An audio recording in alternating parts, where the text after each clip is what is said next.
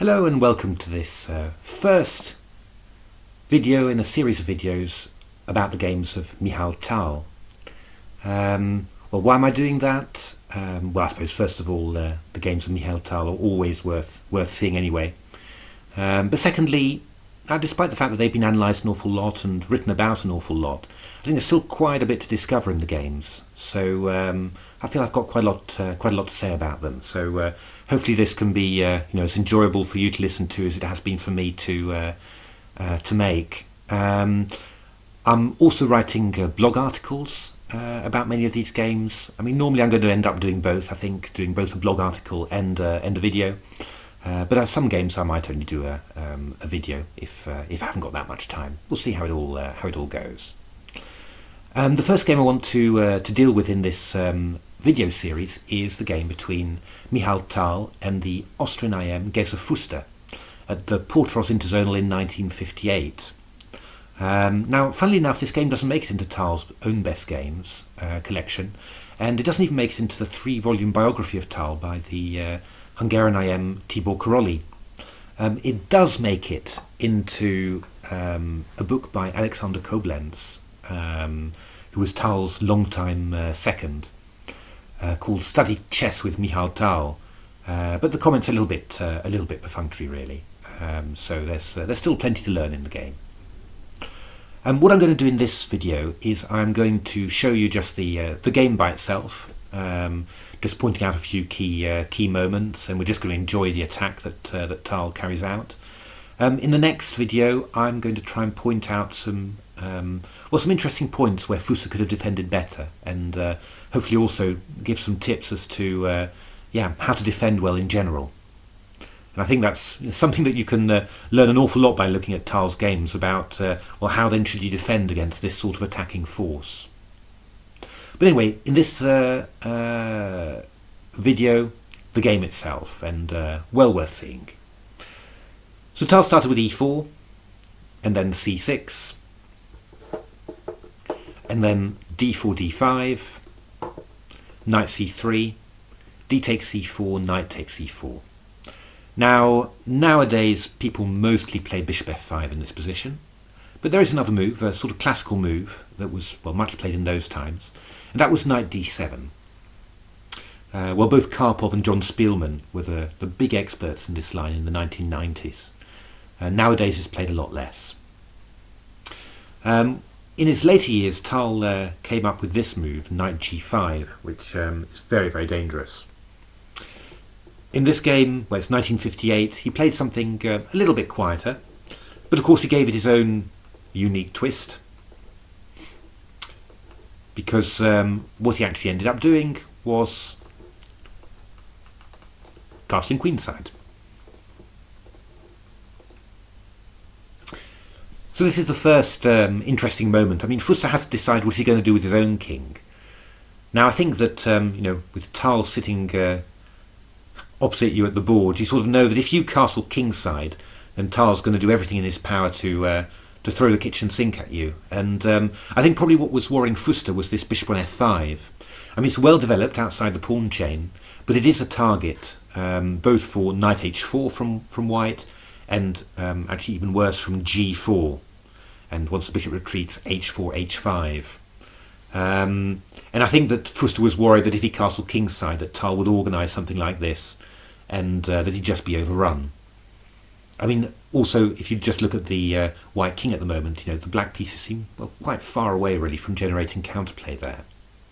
So what Fuster decided to do was, I think, to keep his options open. That was one thing. Try and exchange some pieces, and maybe give himself the possibility of castling queenside himself. After all, if Tal's king has castled queenside, then putting your own king on the queenside is a way of at least ensuring that you're not going to be attacked by a pawn storm.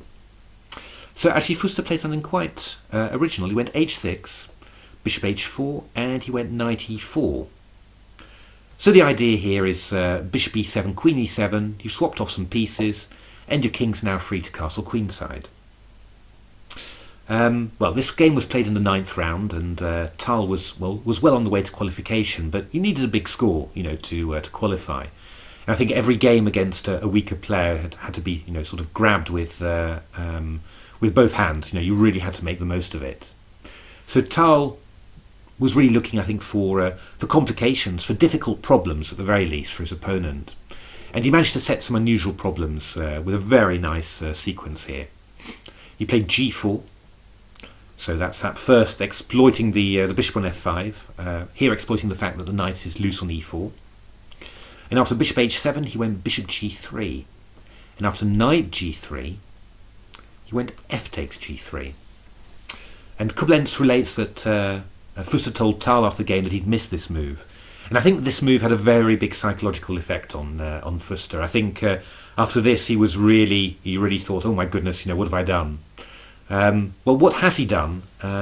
What he's done is he's increased White's attacking potential quite substantially here, because White's next move, if Black does nothing, will be to play the rook to f1 and the knight to e5.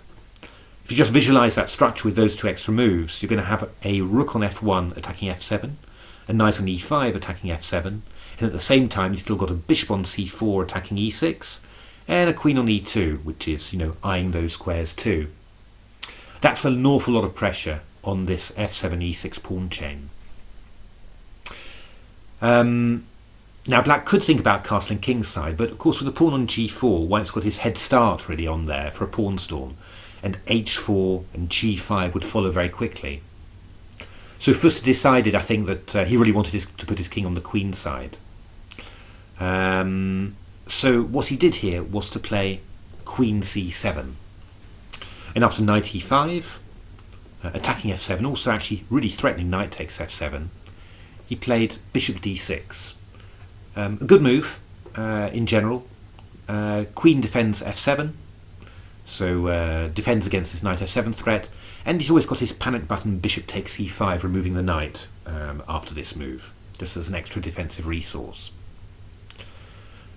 Here Tal played the interesting move h4, and this is really the moment where Fuster really lost it quite badly.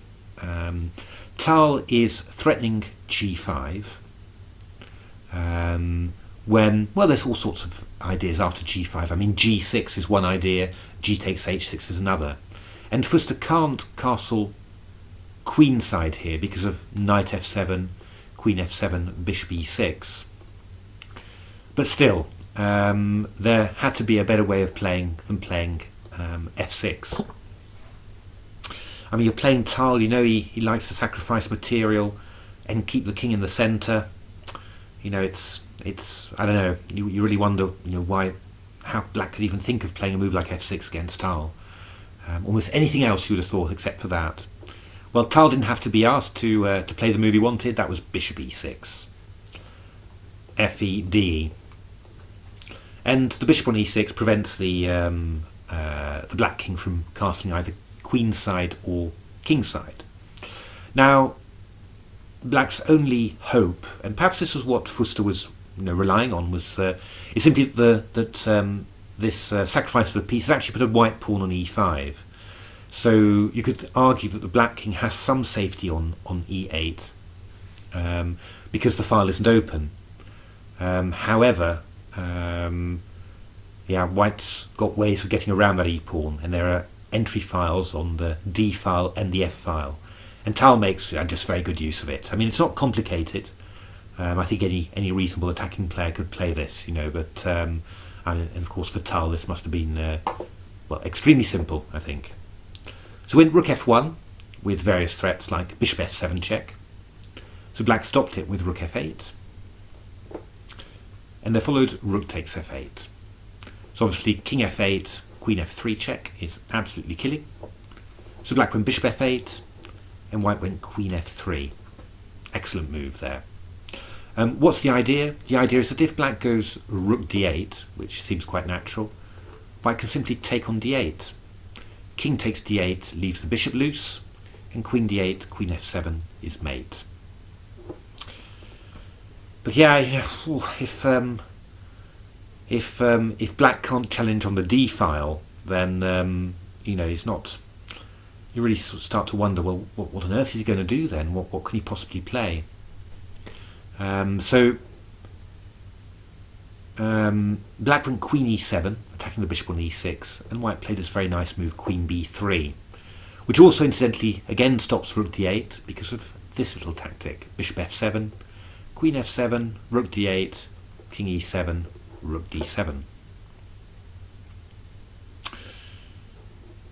Black came up with nothing better than rook b8, defending the pawn on b7 and sort of asking white, well, show me what you can do. But that wasn't really a problem for Tal. He played this very nice manoeuvre, bishop d7. I mean, Tal was always an expert in assessing the positions with queen against rook and two pieces. I think there's a game, I think it's actually from the same tournament against Pano, where he sacrifices the queen for rook, knight and bishop, and just amazingly demonstrates the dynamic power of the queen, and the amazing things the queen can do to stop pieces from coordinating. It's a fantastic game if you haven't seen it. I'm sure we'll have a look at it in a later video. But for now, black gave up his queen, and then e6 check followed. The move that black would really want to play is king d6, avoid getting his king pushed back to the back rank. But queen f4 check is extremely evil, picks up the rook on b8. And after king d8, queen g7, Fuster actually resigned in this position. The bishop on h7 only has one square, e4. Well, one of the many winning moves here is queen e5, forking the rook on b8 and the bishop on e4. So that was the game in all its glory. It's a fun little game. Very nice opening idea, and then the attack was excellently executed. In the next video, we are going to have a look at a few more of the key moments and try and find some better ways for black to have defended.